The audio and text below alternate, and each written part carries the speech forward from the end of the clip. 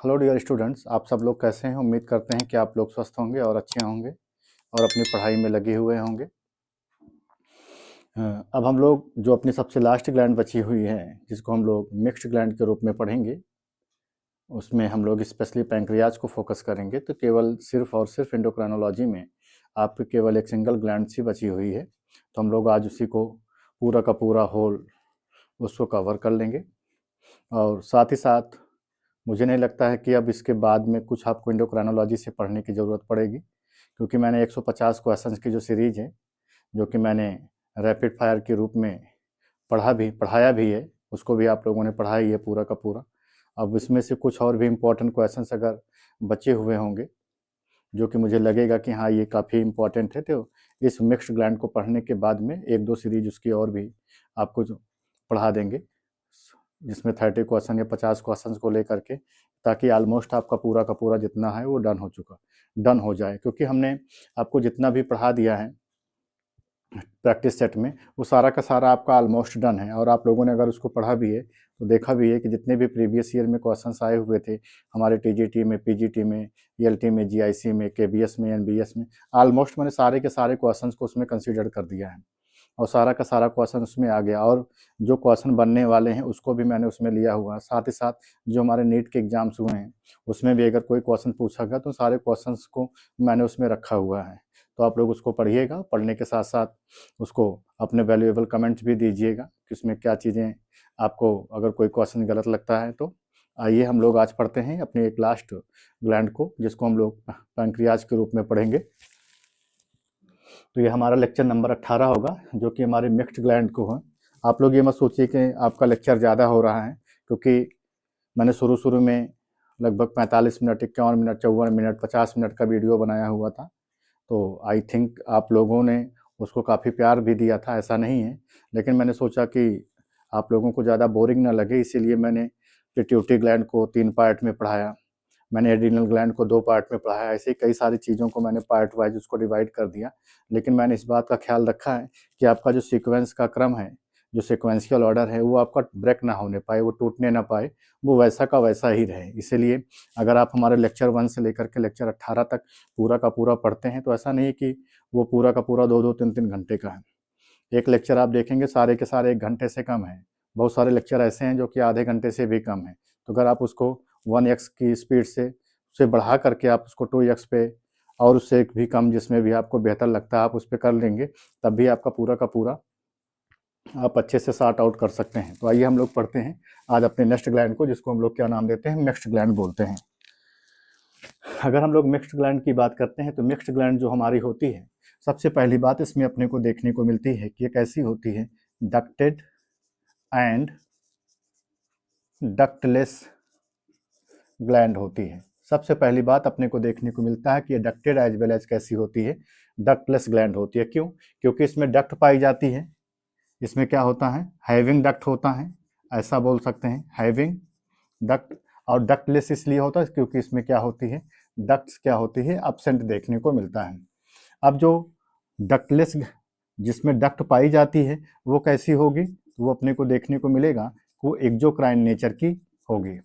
वहीं पर जो जिसमें डक्ट एब्सेंट होगी वो अपने को देखने को मिलेगा कि ये कैसी होगी, ये एंडोक्राइन नेचर की होगी। इसीलिए हम लोग इसको क्या नाम देते हैं कि ये एक्सोक्राइन एज वेल एज क्या होती है, एंडोक्राइन, दोनों नेचर की होती है। इसीलिए हम लोग इसको जो नाम देते हैं वो क्या बोलते हैं, मिक्स्ड ग्लैंड बोलते हैं। इसको क्या नाम देते हैं, मिक्स्ड ग्लैंड का नाम देते हैं, अथवा क्या नाम देते हैं इसको हम लोग, हेट्रोक्राइन ग्लैंड बोलते हैं, अथवा इसी को हम लोग जो नाम देते हैं कंपोजिट ग्लैंड का नाम देते हैं, अथवा इसी को हम लोग जो एक नाम और देते हैं इसको क्या नाम देते हैं, कंपाउंड ग्लैंड का नाम देते हैं। क्या नाम देते हैं, कंपाउंड ग्लैंड का नाम देते हैं। इसीलिए हम लोग इसको मिक्स्ड ग्लैंड बोलते हैं, हेट्रोक्राइन ग्लैंड बोलते हैं, कंपोजिट ग्लैंड बोलते हैं, अथवा क्या नाम देते हैं इसको, कंपाउंड ग्लैंड का नाम देते हैं। अगली बात यहाँ पर अपने को ये देखने को मिली कि जो हमारी एक्सोक्राइन नेचर की ग्लैंड्स होती हैं वो क्या करती हैं, मेनली सिक्रीट करती हैं, सिक्रीट एंजाइम, ये मेनली एंजाइम को सिक्रीट करेगी। जो हमारे एंडोक्राइन नेचर की होती है मेनली क्या करती हैं, ये सिक्रीट हार्मोन्स, ये मेनली किसको सिक्रीट करेंगी, ये मेनली अपने को देखने को मिलता है कि हार्मोन को क्या करती हैं, सिक्रेट करती हैं। और दूसरी बात अपने को ये देखने को मिलती है कि ये दोनों के दोनों जो हमारे ग्लैंड्स होती, चाहे वो एक्सोक्राइन ग्लैंड हो चाहे इंडोक्राइन ग्लैंड, इट मीन्स जो हमारे मिक्स्ड ग्लैंड्स में होती हैं, बोथ दोनों के दोनों क्या होती है, बोथ एक्ट एज टारगेट। मतलब जो उसका टारगेट होता है उसने टारगेट तक क्या करती हैं, दोनों के दोनों क्या करती हैं, वो वर्क करती हैं। ये तो था मिक्स्ड ग्लैंड के बारे में।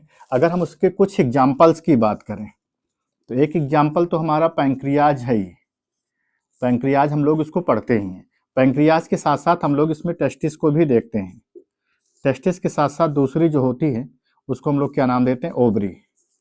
इसमें अपने को 3 देखने को मिलता है, पैंक्रियाज भी देखने को मिल रहा है, टेस्टिस भी देखने को मिल रहा है, साथ ही साथ ओवरी। इसको फिलहाल हम लोगों ने दोनों के दोनों को गोनाइड्स में स्टडी किया हुआ है। जो गोनाइड्स आप लोगों ने पढ़ा था, जो कि हमारा क्या था, एक इंडोक्राइन पार्ट का पार्ट, इंडोक्राइन ग्लैंड थी, उसमें हम लोगों ने बेसिकली टेस्टिस एंड ओवरी को पढ़ा है। पैंक्रियाज हम लोगों ने नहीं पढ़ा है। तो टेस्टिस हम क्यों कहते हैं, क्योंकि टेस्टिस में अगर हम लोग सबसे पहले बात करें, टेस्टिस में तो एक इसका क्या होता है, एक्सोक्राइन पार्ट होता है। एक इसका क्या होता है, एक्सोक्राइन पार्ट होता है। एक क्या होता है इसका, एंडोक्राइन पार्ट होता है। एक क्या होता है इसका, एंडोक्राइन पार्ट होता है। अब जो इसका एक्सोक्राइन पार्ट होता है टेस्टिस का, अगर हम लोग उसकी बात करें तो जो इसका एक्सोक्राइन पार्ट होता है ये क्या करता है, प्रोड्यूस स्पर्म। ये क्या करता है, स्पर्म को प्रोड्यूस करता है। वहीं पर अगर हम इसके एंडोक्राइन पार्ट की बात करते हैं, एंडोक्राइन पार्ट में अपने को देखने को मिलता है कि यहाँ पर क्या होता है, प्रोड्यूस एंड्रोजन। प्रोड्यूस एंड्रोजन, यहाँ से क्या होता है, एंड्रोजन प्रोड्यूस होता है। और वो एंड्रोजन क्या हो करता है, एक एंड्रोजन का जो चीफ हमारा हार्मोन्स होता है वो क्या होता है, टेस्टोस्टेरोन होता है। वहीं पर अगर हम दूसरे की बात करते हैं तो सेकंड क्या होता है, ओवरी। सेकंड पार्ट क्या होता है, वो ओवरी का पार्ट होता है, सेकंड ओवरी। ओवरी में भी क्या होता है, एक एक्सोक्राइन पार्ट होता है। एक्सोक्राइन पार्ट से क्या होता है, सिक्रीट ओवा, यहाँ से ओवा सिक्रीट होता है। वहीं पर अगर हम इसके एंडोक्राइन पार्ट की बात करते हैं, एंडोक्राइन पार्ट की बात करते हैं तो एंडोक्राइन पार्ट से क्या सिक्रीट होता है, यहाँ से 2 हार्मोन सिक्रीट होते हैं, जिसको हम लोग एस्ट्रोजन और दूसरा क्या नाम देते हैं, प्रोजेस्ट्रॉन, प्रोजेस्टेरॉन। तो इस तरह से ये अपने को ओवरी भी देखने को मिला, और साथ ही साथ जो पहला मैंने आपको टेस्टिस पढ़ाया था ये अपने को देखने को मिला। अब एक आपका बचा हुआ पैंक्रियाज, जो कि इसका सबसे मेन टॉपिक है, जो मेन पार्ट है मिक्स्ड ग्लैंड का, इसको हम लोग डिस्कस करते हैं। तो आप लोग इसका सबसे पहले एक स्क्रीनशॉट ले लीजिए, फिर हम लोग क्या डिस्कस करते हैं, पैंक्रियाज के बारे में कि पैंक्रियाज हमारी क्या होती है। आई होप आप लोगों ने इसका स्क्रीनशॉट ले लिया होगा। अब हम लोग इसमें सबसे इंपॉर्टेंट जो ग्लैंड हमारी मिक्स्ड ग्लैंड्स होती है उसके बारे में डिस्कस करते हैं, जो कि हमारी क्या होती है, पैंक्रियाज होती है। अगर हम पैंक्रियाज की बात करें तो पैंक्रियाज की जो वर्जिन होती है वो एंडोडर्मल होती है। इसकी वर्जिन कैसी होती है, तो सबसे पहली बात अपने को देखने को मिला कि जो हमारा पैंक्रियाज होता है उस पैंक्रियाज की जो वर्जिन है वो एंडोडर्मल होती है। और एंडोडर्मल होने के साथ साथ अपने को देखने को मिलता है कि यहाँ से जो हमारे हार्मोन सिक्रीट होते हैं उनका जो नेचर होता है वो मेनली कैसा होता है, वो प्रोटीनियस नेचर का होता है। तो हम लोग यहाँ पर किसको डिस्कस करते हैं, अपनी अपकमिंग नेक्स्ट ग्लैंड, जो कि हमारी क्या होती है, पैंक्रियाज होती है। हम लोगों ने टेस्टिस में भी थोड़ा सा देख लिया, ओवरी को भी देख लिया। अब हम लोग अपने चीफ ग्लैंड को यहाँ पर मिक्स्ड ग्लैंड में डिस्कस करेंगे, जो कि हमारी क्या होगी, पैंक्रियाज होगी। तो पैंक्रियाज की अगर हम लोग बात करें तो इसकी जो वर्जिन, सबसे पहला पॉइंट, इसकी वर्जिन जो है वो कैसी है, वो एंडोडर्मल है। अगर हम इसके नेचर की बात करते हैं तो यहाँ से जो हमारे जितने भी हार्मोन्स रिलीज होते हैं वो सारे के सारे हार्मोन्स अपने को देखने को मिलते हैं। तो कैसे होते हैं, वो प्रोटीनियस नेचर के होते हैं। कैसे होते हैं, वो प्रोटीनियस नेचर के होते हैं। और अगली बात, अगर हम लोग पैंक्रियाज के लोकेशंस की बात करें तो अपने को देखने को मिलता है कि जो हमारी पैंक्रियाज होती है वो लोकेट कहाँ पर होती है। तो अपने को देखने को मिलता है कि जो कर्व होता है डिवाडिनम का, जो डिवाडिनम का कर्व होता है, अब ये कैसे देखने को मिलेगा, कहाँ पर, तो ये क्या होता है, ये स्टमक का पार्ट है। ये पार्ट किसका है, ये स्टमक का पार्ट हो गया।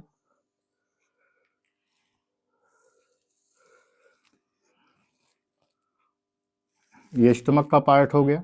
अब इस स्टमक के पार्ट से ये क्या हो गया, ये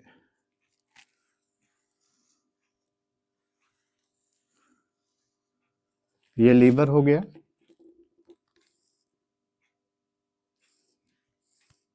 और ये पॉइंट क्या हो गया, ये पैंक्रियाज का हो गया। तो ये क्या हो गया, इसको हम लोग पैंक्रियाज बोलते हैं, जिसको हम लोग डिस्कस कर रहे हैं। ये है गॉल ब्लैडर, ये गॉल ब्लैडर है, ये क्या है, लीवर है, ये स्टमक है, ये स्टमक है, और ये जो पोर्शंस आपको दिखाई दे रहा है, इस पोर्शंस को हम लोग जो नाम देते हैं वो क्या है, डिवाडिनम का पार्ट है। कहाँ क्या है, वो डिवाडिनम का पार्ट है। इट मीन्स हम लोग कह सकते हैं कि जो हमारा पैंक्रियाज लोकेट होता है वो कहाँ पर लोकेट होता है, कर्व ऑफ द डिवाडिनम, कि जो कर्व होता है डिवाडिनम का, कर्व ऑफ द डिवाडिनम, कि जो डिवाडिनम का कर्व होता है, उस डिवाडिनम के कर्व में क्या होता है, अपना देखने को मिलता है कि जो हमारा पैंक्रियाज होता है वो लोकेट होता है। डिवाडिनम क्या होता है, मैंने कल भी बताया था कि अगर हम डिवाडिनम की बात करते हैं तो ये क्या होता है, as a part of small intestine, कि जो हमारा स्मॉल इंटेस्टाइन होता है उस स्मॉल इंटेस्टाइन का क्या होता है, पार्ट होता है, which situate in the posterior part of the stomach. क्यों, क्योंकि ये इंटीरियर पार्ट होता है या पोस्टीरियर पार्ट होता है, तो जो हमारा पोस्टीरियर पार्ट होता है स्टमक का, वहां पर क्या होता है, ये लोकेट होता है। ये बात हो गई। अगली बात यहाँ पर क्या होती है, जो हमारी पैंक्रियाज होती है वो कैसी होती है, मिक्स्ड ग्लैंड होती है, अथवा हेटेरोक्राइन ग्लैंड होती है, अथवा कंपोजिट ग्लैंड होती है, अथवा इसी को हम लोग क्या नाम देते हैं, कंपाउंड ग्लैंड का नाम देते हैं। अगली बात, अगर हम लोग पैंक्रियाज की बात करें कि पैंक्रियाज का अगर हम लोग जो यहाँ पर बना हुआ है, अगर हम उस पैंक्रियाज का एक टीएस देखें तो अपने को देखने को मिलता है कि जो हमारा पैंक्रियाज होता है वो कुछ अपने को इस तरह से देखने को मिलता है। तो पैंक्रियाज में दो मेन अपनी जो सेल्स होती है, अगर हम उसकी बात करें, एक जो हो गया, इसको हम लोग पैंक्रियाटिक एसिनी बोलते हैं, जो कि इन केस में अपने को देखने को मिलता है 98 से लेकर के 99, लगभग 98 से लेकर के 99 क्या होता है, ये परसेंट जो होता है वो अपने को देखने को मिलता है कि ये पैंक्रियाटिक एसिनी का पार्ट होता है। तो ये किसका पार्ट होता है, ये अपने को देखने को मिलता है कि जो पैंक्रियाटिक एसिनी होती है उस पैंक्रियाटिक एसिनी का पार्ट होता है। तो ये क्या हो गया, पैंक्रियाटिक एसिनी, जो कि लगभग 98 से लेकर के 99% होता है। और जो ये पैंक्रियाटिक एसिनी होती है ये एक्सोक्राइन नेचर की होती है, ये एक्सोक्राइन नेचर की होती है। और एक्सोक्राइन नेचर होने के साथ साथ यहाँ से देखने को मिलता है कि मेनली क्या सिक्रीट होता है, तो मेनली जो सिक्रीट होता है वो हमारे क्या होते हैं, एंजाइम्स होते हैं। क्या होते हैं, मेनली एंजाइम्स होते हैं। फिर उसके बाद यहाँ पर देखने को मिलता है कि यहाँ पर क्या पाई जाती हैं, हमारी आइसलेट्स ऑफ लैंगरहैंस पाई जाती हैं। क्या होती हैं, यहाँ पर आइसलेट्स ऑफ लैंगरहैंस की कोशिकाएं होती हैं, जो कि अपने को क्या होता है यहाँ पर देखने को मिलता है। तो सबसे पहले अपने को देखने को मिलता है कि जो इसका पेरिफेरल पार्ट होता है, जो इसका क्या होता है, जो सबसे यहाँ पर पेरिफेरल का पार्ट होता है, जो इसका पेरिफेरल पार्ट होता है, इस पेरिफेरल पार्ट पर अपने को देखने को मिलता है कि यहाँ पर अल्फा सेल पाई जाती है। इट मीन्स जो पेरिफेरल पार्ट होता है उस पेरिफेरल पार्ट पर देखने को मिलता है कि अल्फा सेल्स पाई जाती है। फिर उसके बाद क्या होता है, जो सबसे सेंट्रल पार्ट होता है, अगर हम ये बात करें कि पेरिफेरल हो गया तो ये सबसे क्या हो गया, इसका सेंट्रल पार्ट हो गया। इसका जो सेंट्रल पार्ट होता है उसके सेंट्रल पार्ट पर देखने को मिलता है कि क्या पाई जाती है, बीटा सेल पाई जाती है। अब अगर अपने से कोई पूछे कि कहाँ पर है, तो जो अल्फा सेल होती है वो देखने को मिलता है peripheral region of the Langerhans. ये जो होता है central region of the islets of Langerhans. और उसके बाद अपने को देखने को मिलता है कि अल्फा और बीटा दोनों के मध्य में, अल्फा और बीटा दोनों के मध्य में जो हमारी सेल्स पाई जाती है उस सेल्स को हम लोग नाम देते हैं डेल्टा सेल। क्या नाम देते हैं उसको, डेल्टा सेल्स बोलते हैं। और जो हमारी डेल्टा सेल्स होती है वो देखने को मिलता है कि पेरिफेरल और सेंट्रल दोनों के क्या होती है, मिडिल रीजन में क्या होती है, पाई जाती है। किसमें पाई जाती है, ये मिडिल रीजन में क्या होती है, प्रेजेंट होती है। इट मीन जैसे अगर हम बात करें कि ये क्या हो गया, इसका पेरिफेरल पार्ट हो गया, ये इसका पेरिफेरल पार्ट हो गया, ये इसका क्या हो गया देखने को मिल गया, ये इसका मिडिल पार्ट हो गया, ये इसका मिडिल पार्ट हो गया, और ये अपने को देखने को मिल गया ये इसका इनर पार्ट हो गया, मतलब 3 पार्ट। तो ये जो हो गया अल्फा सेल हो गया, ये जो हो गया डेल्टा सेल हो गया, और ये जो हो गया वो बीटा सेल हो गया। इस तरह से 3 जो सेल्स होती हैं उनकी लोकेशन अपने को पता चल गई कि अल्फा सेल है तो क्या होगी, पेरिफेरल पार्ट पर होगा। अगर डेल्टा सेल हो तो मतलब पेरिफेरल और सेंट्रल, इट मीन्स अल्फा और बीटा सेल दोनों के मध्य में पाई जाएंगी। वहीं पर अगर हम डेल्टा सेल्स की बात करेंगे तो डेल्टा सेल्स क्या होगी, दोनों के मध्य में होगी, और बीटा सेल्स जो हमारी होगी क्या होगी, सबसे इनर मोस्ट पार्ट होगी, मतलब सबसे अंदर के पार्ट सेल्स होगी। जैसे अगर हम वैसे भी सेल्स की बात करें तो मान लीजिए ये सेल है, ये इसका ये पेरिफेरल पार्ट हो गया, तो पेरिफेरल पार्ट को हम लोगों ने क्या नाम दे दिया, अल्फा सेल्स का नाम दे दिया। फिर इसके बाद ये इसका मिडिल पार्ट, मिडिल सेल हो गई, इसकी मिडिल सेल्स को हम लोगों ने, सॉरी मिडिल कह रहे हैं, ये इसकी सबसे क्या हो गई, इनर मोस्ट सेल्स हो गई। इस सेल्स को हम लोगों ने नाम दे दिया, क्या नाम दे दिया, बीटा सेल्स का।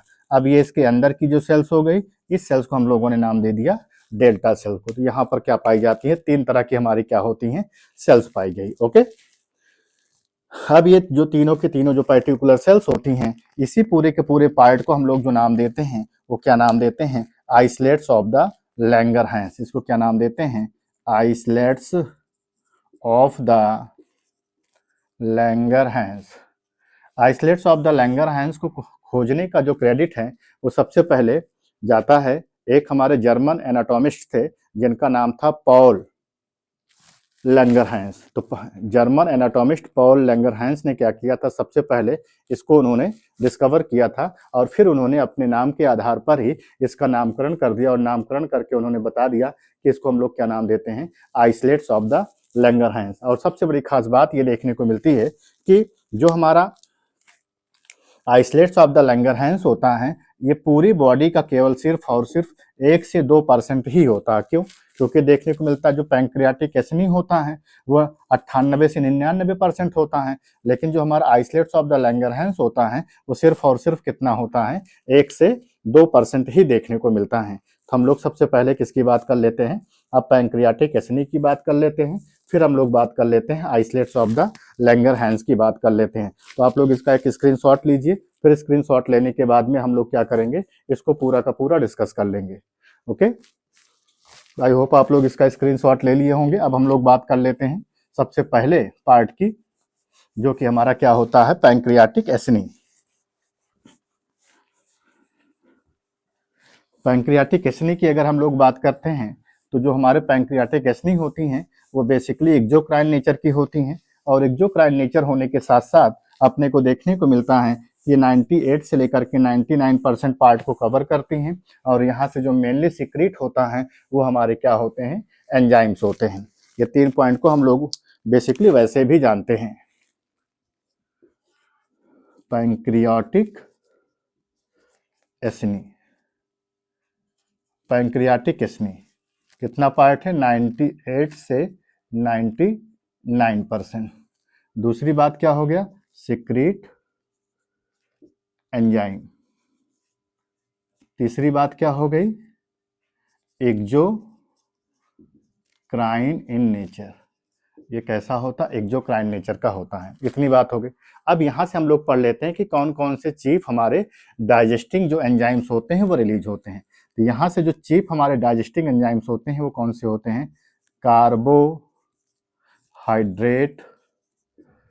Digesting enzymes. By the way इसको हम लोग जब पढ़ेंगे एक टॉपिक जिसका नाम है digestive system in human beings, तो वहाँ पर हम लोग इन सारी चीज़ों को पढ़ेंगे। नेक्स्ट जो हमारा होता है वो क्या है, प्रोटीन डाइजेस्टिंग एंजाइम्स है, डाइजेस्टिंग एंजाइम्स है। नेक्स्ट की बात करते हैं तो हमारा क्या आता है, प्रोटीन के बाद क्या आता है, लिपिड, लिपिड डाइजेस्टिंग एंजाइम। तो ये 3 क्या होते हैं, इसमें डाइजेस्टिंग एंजाइम्स भी पाए जाते हैं। एक हम लोग और भी मेंशन कर सकते हैं इसमें, वो क्या होता है, न्यूक्लिक एसिड डाइजेस्टिंग एंजाइम्स, क्योंकि इसमें क्या होता है, आरएनएज एंड डीएनएज का भी क्या होता है, डाइजेशन जो होता है वो आसानी से हो जाता है। तो पहला क्या है, कार्बोहाइड्रेट डाइजेस्टिंग एंजाइम्स है, प्रोटीन डाइजेस्टिंग एंजाइम्स है, लिपिड डाइजेस्टिंग एंजाइम्स है, और हमारा क्या होता है, न्यूक्लिक एसिड डाइजेस्टिंग एंजाइम्स है इसकी। तो जो हमारे कार्बोहाइड्रेट डाइजेस्टिंग एंजाइम्स होते हैं वो क्या होते हैं, तो उसको हम लोग जो मेंशंस करते हैं वो होता है हमारा पैंक्रियाटिक एमाइलेज। उस एंजाइम्स को हम लोग पैंक्रियाटिक एमाइलेज का नाम देते हैं। नेक्स्ट हमारा जो है वो कौन सा एंजाइम्स है, protein digesting enzymes. Protein digesting enzymes की बात करते हैं तो इसमें जो हमारा सबसे पहला आता है वो है ट्रिप्सिनोजेन होता है। दूसरे की बात करते हैं काइमोट्रिप्सिनोजेन होता है। और नेक्स्ट जो हमारा होता है उसको हम लोग नाम देते हैं प्री कार्बोक्सी पेप्टाइडेज। तो ये डिफरेंट टाइप के हमारे एंजाइम्स यहाँ पर देखने को मिलता है।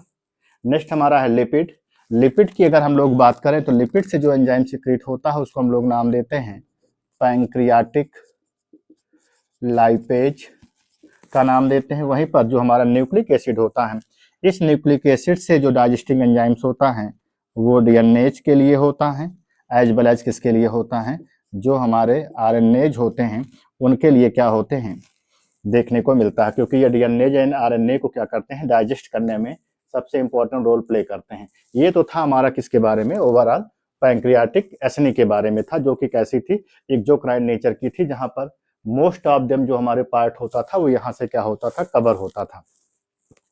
मोस्टली हम लोगों ने सारे के सारे एंजाइम्स को भी देख लिया कि कितनी तरह के एंजाइम्स होते हैं। बाकी हम लोग इसका डिटेल जो स्टडी करेंगे वो हम लोग ह्यूमन फिजियोलॉजी में पढ़ेंगे। तो आप लोग इसका एक स्क्रीनशॉट लीजिए, फिर उसके बाद हम लोग चलते हैं नेक्स्ट जो हमारा पार्ट बचता है, आइसोलेट्स ऑफ द लैंगरहैंस की बात करते हैं।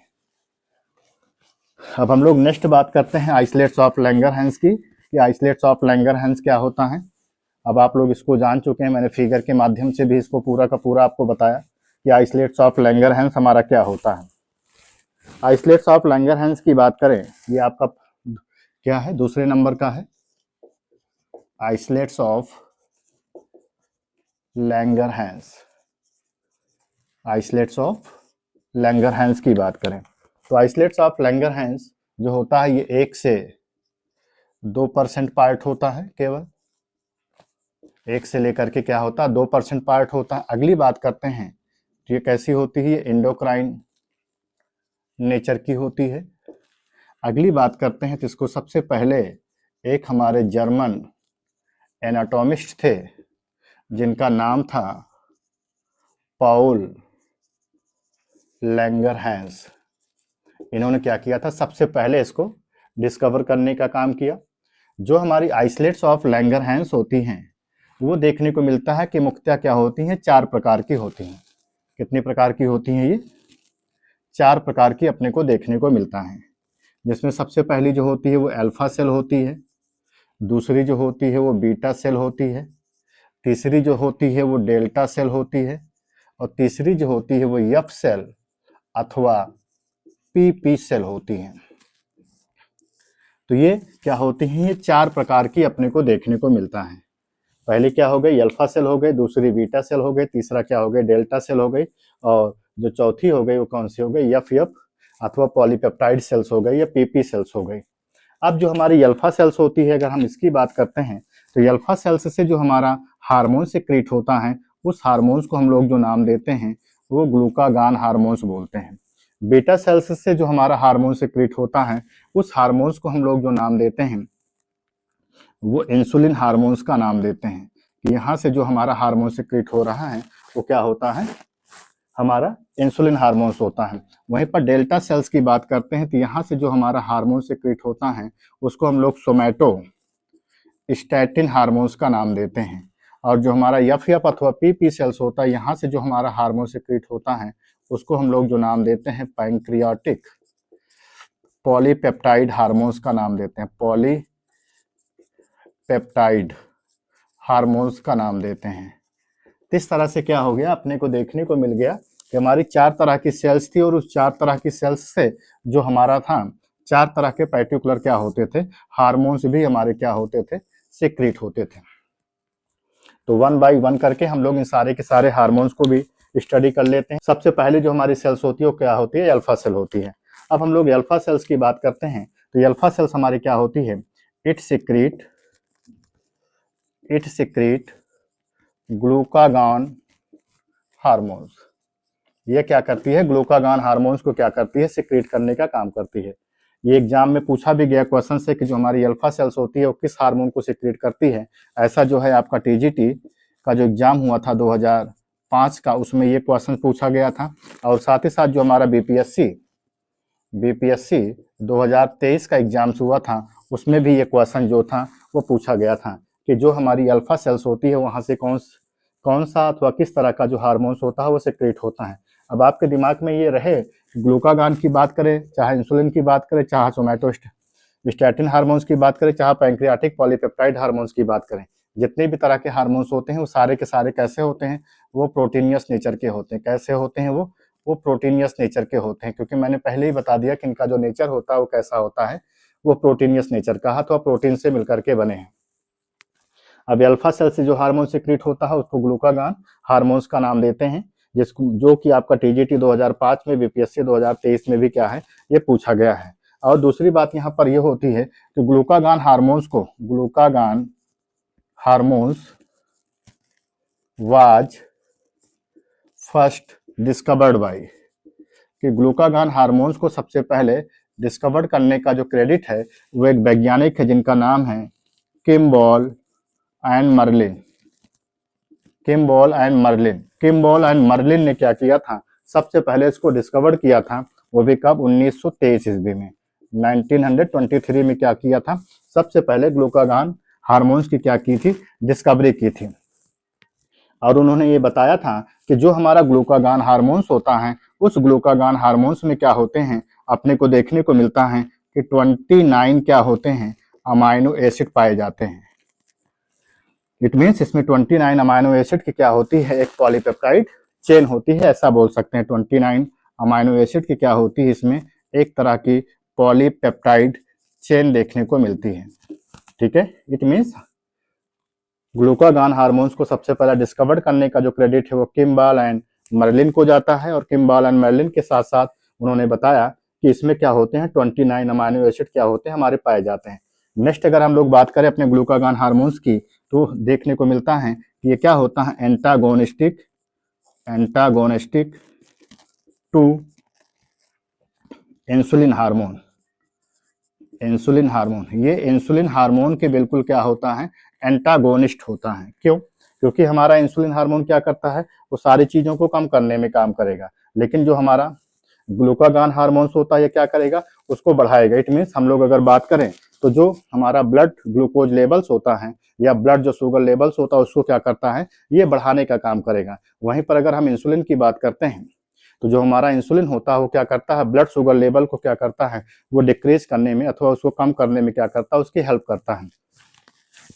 अब हमारा ग्लूकागॉन क्या कर रहा है, वो हमारे ब्लड शुगर लेवल को क्या कर रहा है, इंक्रीज कर रहा है। तो जब उसको इंक्रीज करता है तो अपने को देखने को मिलता है कि हम लोग उसको क्या नाम देते हैं, हाइपर ग्लाइकोसिमिक फैक्टर्स का नाम देते हैं, या हाइपर ग्लाइकोसिमिक फैक्टर का नाम देते हैं। तो आप लोग इसका एक स्क्रीनशॉट लीजिए, फिर हम लोग उसके आगे चलते हैं और हम आपको बताते हैं कि जो एंटागोनिस्ट काम करने के साथ साथ उसका और भी क्या क्या वर्क होता है। आई होप आप लोग इसका स्क्रीनशॉट ले लिए होंगे।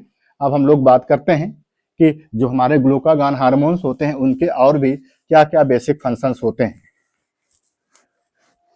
तो पहला तो फंक्शन यही हो गया कि increase the blood sugar level, ये ब्लड शुगर लेवल को बढ़ा रहा है, इसीलिए हम लोग इसको क्या नाम देते हैं, हाइपर ग्लाइसेमिक फैक्टर का नाम देते हैं।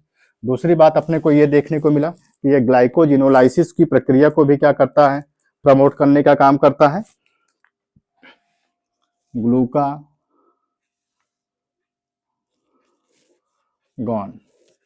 तो क्या देखने को मिला, इंक्रीज ब्लड शुगर लेवल, इसी को हम लोग क्या नाम देते हैं, हाइपर ग्लाइसेमिक फैक्टर बोलते हैं, हाइपर ग्लाइसेमिक फैक्टर का नाम देते हैं। अगली बात देखने को मिलता है प्रमोट ग्लाइकोजिनोलाइसिस। अगर ग्लाइकोजिनोलाइसिस की बात करते हैं तो इसका मतलब होता है ग्लाइकोजन का ग्लूकोज में टूट जाना, मतलब जो हमारा ग्लाइकोजन है वो आसानी से क्या हो सके, वो ग्लूकोज में ब्रेक डाउन हो जाए। दूसरी बात ये देखने को मिलता है कि प्रमोट ग्लाइकोनियोजेनेसिस, ये ग्लाइकोनियोजेनेसिस की प्रोसेस को भी क्या करता है, प्रमोट करने का काम करता है। इसका मतलब ये होता है कि कोई भी हमारा नॉन कार्बोहाइड्रेट है, जैसे हम प्रोटीन की बात करें, चाहे इसमें हमारा फैट हो, किसी की भी बात करें जो हमारा नॉन कार्बोहाइड्रेट ना हो, तो उसको क्या करता है, ये कार्बोहाइड्रेट में क्या करता है, बदल देगा, चेंज कर देगा। इट मीन्स उसको सिंपली क्या करता है, वो ग्लूकोज में क्या करता है, इसको बदल देगा। सिंपल वे में अगर देखा जाए तो क्या करेगा, उसको ग्लूकोज में वो बदल देगा। इट मीन्स ग्लाइकोजिनोलाइसिस की प्रक्रिया को भी प्रमोट करता है, ये क्या करता है, ग्लाइकोनियोजेनेसिस की प्रक्रिया को भी प्रमोट करता है। लेकिन जो ग्लाइकोजेनेसिस की प्रक्रिया होती है उसको क्या करेगा, ये इनहिबिट करेगा। इनहिबिट ग्लाइकोजेनेसिस, ये क्या करता है, जो ग्लाइकोजेनेसिस की प्रक्रिया होती है इसको क्या करता है, वो इनहिबिट करने का काम करेगा। अगर ये ग्लाइकोजेनेसिस की प्रक्रिया को इनहिबिट करेगा तो इसका मतलब क्या हुआ कि जो हमारा ग्लूकोज होता है वो ग्लूकोज किस में कन्वर्ट होता है, ग्लाइकोजन में। तो ग्लाइकोजन में क्या होता है, कन्वर्ट होता है, इस प्रक्रिया को क्या करेगा, इनहिबिट करेगा। अब जस्ट इसी का अपोजिट जो होता है वो हमारा क्या होता है, इंसुलिन हार्मोन्स होता है। क्यों, अब यहाँ पर क्या होगा, डिक्रीज ब्लड शुगर लेवल, तो उसको हम लोग क्या नाम देंगे, हाइपर ग्लाइसेमिक फैक्टर का नाम देते हैं। ये प्रमोट कर रहा है तो हमारा इंसुलिन हार्मोन क्या करेगा, इनहिबिट ग्लाइकोजिनोलाइसिस को करेगा। ये भी क्या करेगा, प्रमोट कर रहा है तो इसका मतलब ये उसको इनहिबिट करेगा, इनहिबिट ग्लाइकोनियोजेनेसिस को। और ये इनहिबिट कर रहा है तो क्या करेगा, वो उसको प्रमोट करने में क्या करेगा, वो हेल्प करेगा। तो आप लोग इसका भी एक स्क्रीनशॉट ले लीजिए, फिर हम लोग इसको पढ़ते हैं बीटा सेल्स के बारे में, जो कि हमारा क्या होता है, इंसुलिन होता है। तो ये तो आप लोग देख ही लिए हैं कहिए, तो हम लोग उसको आगे फिर से एक बार स्टडी कर लेंगे। तो हम लोग अब नेक्स्ट पढ़ते हैं हमारी जो सेल्स होती है बीटा सेल्स के बारे में। अगर बीटा सेल्स की बात करें तो जो हमारी बीटा सेल्स होती है वो क्या करती है, एक स्पेसिफिक टाइप्स के हार्मोन्स को सिक्रेट करती है, और जो हमारा वो स्पेसिफिक टाइप का हार्मोन्स होता है उसको हम लोग क्या नाम देते हैं, इंसुलिन का नाम देते हैं। दूसरी बात करते हैं तो क्या आती है, बीटा सेल। बीटा सेल्स की अगर हम लोग बात करें, इट सिक्रीट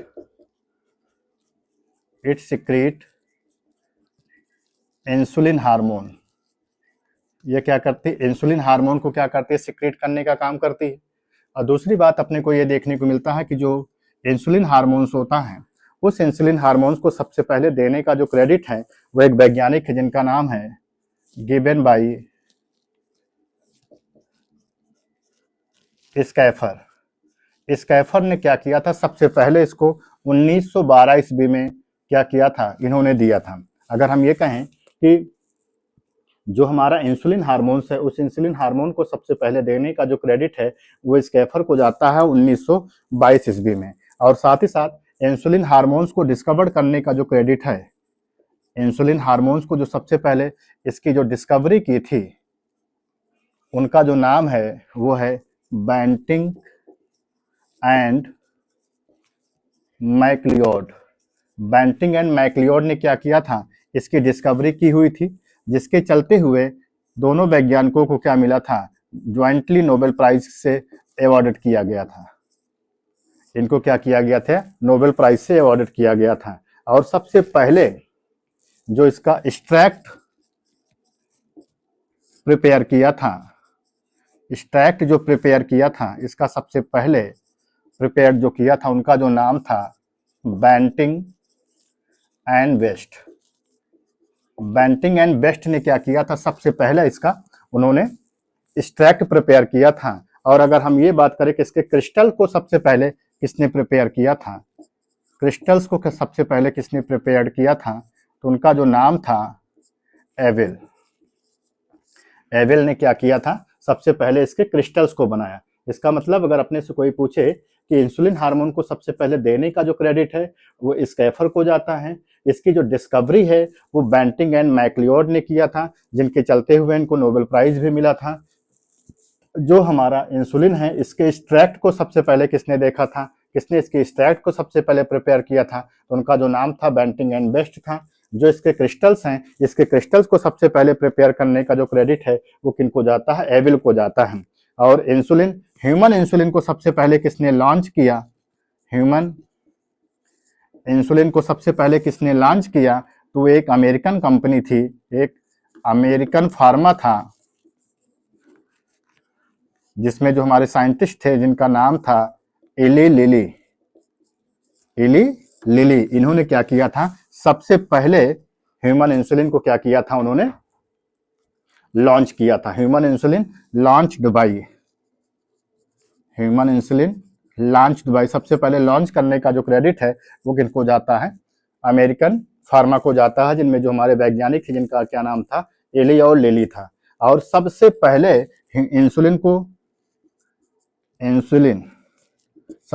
इंसुलिन को जेनेटिक इंजीनियरिंग में, जो हमारी जेनेटिक इंजीनियरिंग है, इट मीन जिसको हम लोग बायोटेक्नोलॉजी आज के समय में जानते हैं, उस जेनेटिक इंजीनियरिंग में सबसे पहले किसका यूज किया गया था, तो क्या था वो हमारा एक बैक्टीरियल प्लाज्मिड था।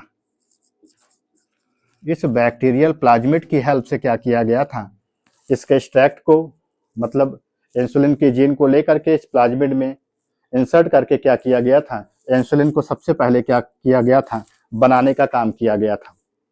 ये तो था उसके बारे में, कुछ उसकी डिस्कवरी के बारे में कि सबसे पहले देने का काम स्कैफर का है। इसकी डिस्कवरी जो है बेंटिंग एंड मैक्लियोड ने की है, जिनके चलते हुए उनको नोबेल प्राइज भी मिला। इसके एक्सट्रैक्ट को सबसे पहले प्रिपेयर करने का काम बेंटिंग एंड बेस्ट का है। इसके क्रिस्टल को प्रिपेयर करने का काम जो है वो एविल का है। ह्यूमन इंसुलिन को सबसे पहले जो लॉन्च किया था वो एक अमेरिकन फार्मा था, जिनका नाम था एली और लिली। और इंसुलिन को जेनेटिक इंजीनियरिंग में सबसे पहले जो बनाया गया था वो बैक्टीरियल प्लाज्मिड की हेल्प से क्या किया गया था, वो प्रिपेयर किया गया था। अब हम लोग कुछ इसके बेसिक और कॉमन पॉइंट को और भी देख लेते हैं कि क्या क्या है, तो आप लोग इसका एक स्क्रीनशॉट ले लीजिए। अब हम लोग कुछ इसके एक बेसिक पॉइंट की हम लोग और भी बात कर लेते हैं। तो ये जो हार्मोन्स होते हैं वो प्रोटीनियस नेचर के हैं। अगर वो प्रोटीनियस नेचर के हैं तो अपने को क्या देखने को मिला कि इसमें, जैसे पहला भी हम लोगों ने देखा कि उसमें अमाइनो एसिड की संख्या जो थी वो 29 थी। अब इसमें अगर हम लोग अमाइनो एसिड की संख्या देखते हैं तो जो हमारा इंसुलिन होता है, ये इंसुलिन भी कैसा है, प्रोटीनियस नेचर का है, प्रोटीनियस नेचर का है। दूसरी बात इसमें देखने को मिला कि 51 अमाइनो एसिड क्या होते हैं, इसमें पाए जाते हैं। तीसरी बात इसमें देखने को मिलता है कि इसमें एक अल्फा चेन होती है, दूसरी क्या होती है, इसमें बीटा चेन देखने को मिलती है। इट मीन्स अल्फा चेन और बीटा चेन क्या होती है, इसमें पाई जाती है। अल्फा चेन में देखने को मिलता है कि 21 अमाइनो एसिड पाए जाते हैं। बीटा चेन में देखने को मिलता है कि 30 अमाइनो एसिड क्या होते हैं, पाए जाते हैं। दोनों के दोनों जो अमाइनो एसिड होते हैं वो किससे, डाइसल्फाइड बॉन्ड से क्या होते हैं, कनेक्ट होते हैं। इट मीन्स इंसुलिन हार्मोन्स हमारा प्रोटीनियस नेचर का होता है। इसमें 21 अमाइनो एसिड पाए जाते हैं और 20 अमाइनो एसिड के पाए जाने के साथ साथ इसमें देखने को मिलता है दो तरह की चेन होती है। एक हमारी अल्फा चेन होती है, दूसरी क्या होती है, बीटा चेन होती है। अल्फा चेन में देखने को मिलता है कि 21 अमाइनो एसिड पाए जाते हैं, बीटा चेन में देखने को मिलता है कि 30 अमाइनो एसिड पाए जाते हैं। दोनों चेन से जो होती हैं वो किससे कनेक्टेड होती हैं, डाइसल्फाइड बॉन्ड से कनेक्ट होती हैं। और इसका जो अल्फा चेन और बीटा चेन का जो स्ट्रक्चर्स है, इसका स्ट्रक्चरल जो इंफॉर्मेशन है उसको सबसे पहले जो दिया था एक वैज्ञानिक थे जिनका नाम था एफ सेंगर। इनका क्या नाम था, एफ सेंगर ने सबसे पहले ये बताया था कि जो हमारे अल्फा और बीटा चेन से मिल करके जो हमारी अमाइनो एसिड होती हैं वो मतलब इंसुलिन चेन को बनाती हैं अथवा इंसुलिन को बनाती हैं, वो डाइसल्फाइड बॉन्ड से क्या होती है, कनेक्ट होती हैं। तो उसका जो पूरा का पूरा स्ट्रक्चरल इन्फॉर्मेशन है उसको एफ सेंगर ने क्या किया था, सबसे पहले क्या किया था, वो रिकॉर्ड किया था। अब हम लोग अभी 4 पॉइंट मैंने आपको बताया था, स्पेशली इन केस ऑफ जब हम लोगों ने ग्लूकागॉन हार्मोन्स को पढ़ा था, तो जस्ट उसी के अपोजिट क्या होता है इसमें देखने को मिलता है। इसमें क्या होता है, decrease blood sugar level, blood sugar level, इसमें क्या होता है, ब्लड शुगर लेवल क्या होता है, डिक्रीज होता है। इसको हम लोग क्या नाम देते हैं, हाइपो ग्लाइसेमिक फैक्टर का नाम देते हैं। इसमें क्या होता है, उसमें दो चीजें प्रमोट होती थी, तो यहाँ पर क्या होगा, इनहिबिट ग्लाइको ग्लाइको ग्लाइकोनियोजेनेसिस। अगला जो था प्रमोट ग्लाइकोजेनेसिस, तो क्या करता है, ये प्रमोट करता है। अगली बात जो मैंने आपको एक और बताया था, ग्लाइकोजिनोलाइसिस एंड ग्लाइकोजिनोलाइसिस को क्या करता है, ये प्रमोट करता है।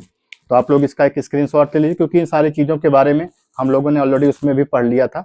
अब आप लोग इसका एक स्क्रीनशॉट ले लीजिए। तो हम लोग इसमें पढ़ते हैं कि जो हमारा इंसुलिन हार्मोन्स होता है, जब इसका सिक्रेशन जो होता है वो लो अमाउंट में होता है, तो लो अमाउंट में होने से क्या होता है, वहां पर एक तरह का डिसऑर्डर्स काज होता है, जिस डिसऑर्डर को हम लोग क्या नाम देते हैं, डायबिटीज मिलेटस का नाम देते हैं। तो आप लोग इसका एक स्क्रीनशॉट ले लीजिए, तब हम लोग उसको पढ़ लेते हैं। अब हम लोग इसकी बात करते हैं कि जब जो हमारा इंसुलिन हार्मोन्स होता है, उस इंसुलिन हार्मोन का जो सिक्रेशंस होता है वो क्या होता है, लो अमाउंट में होता सिक्रेट होता है।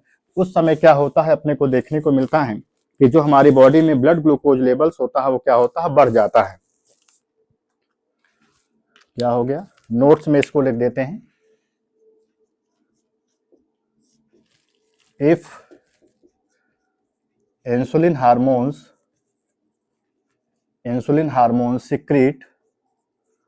सिक्रीट लो अमाउंट, जिसको हम लोग क्या नाम देंगे, हाइपोग्लाइसीमिया। और जब लो अमाउंट में सिक्रीट होगा, तो लो अमाउंट में सिक्रीट होने से क्या होता है, ब्लड शुगर लेवल इंक्रीज्ड। तो क्या होगा, जो ब्लड शुगर लेवल क्या होता है वो इंक्रीज कर जाता है, जिसको हम लोग क्या नाम देते हैं, हाइपर ग्लाइसीमिया का नाम देते हैं। क्या नाम देंगे इसको, यहाँ पर हाइपो है तो क्या होता है, हाइपर ग्लाइसीमिया होता है। उसके बाद क्या होता है, ग्लूकोज गोज टू यूरिन। तब जो ग्लूकोज की क्वांटिटी होती है वो क्या होती है, हमारे यूरिन अथवा मूत्र के साथ में क्या होती है, वो बाहर आने लगती है, जिसको हम लोग नाम देते हैं ग्लाइकोसोरिया। क्या नाम देते हैं, ग्लाइकोसारिया। सारी के सारे एक तरह के डिसऑर्डर्स हैं। तब जाकर के क्या होता है, डायबिटीज मिलिटस होता है। फिर क्या होता है, बार बार क्या होती है, जो पेशेंट होता है उसको बार बार क्या होता है, यूरिनेशन, बार बार उसको पेशाब आने लगती है, बार बार वो मूत्र को त्याग करने के लिए जाने लगता है, जिसको हम लोग क्या नाम देते हैं, पॉलीयूरिया। और इन सब के बाद क्या होता है, गिव राइज टू